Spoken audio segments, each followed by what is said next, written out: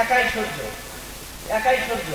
আর বাকি 0.14% বাকি সব গ্রহ উপগ্রহ। মানে সৌরজগৎটা যদি 1000 কেজি হয়, 998 কেজি একাই সূর্য, বাকি থাকে 2 কেজি। 1 কেজির একটু একটু বেশি হলো জুপিটার, বৃহস্পতি গ্রহ। আর বাকি যত গ্রহ উপগ্রহ আছে সব মিলে 1 কেজিও না। মানে সূর্যের অনেক ক্ষমতা, সূর্যের চেয়ে বড় আর কিছু বুঝি নাই। সূর্যের চেয়ে আর বড় কিছু আছে?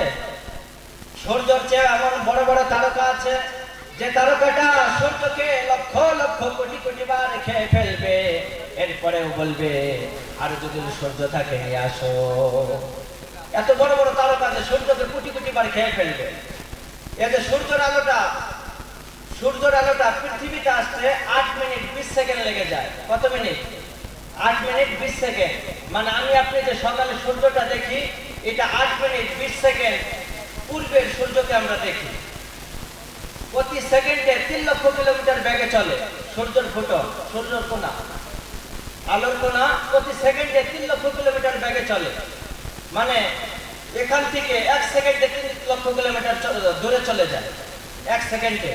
এখান থেকে যদি আমরা দিল্লি দেখি, দিল্লি কত হবে? 1650-60 কিলোমিটার হবে। তো আপনি যদি এই আলোর ফোটনের গতিতে যদি দিল্লিতে যেতে চান, তো 1 সেকেন্ডের মধ্যে 80 থেকে 90 বার যাবেন, আবার ফিরে আসবেন।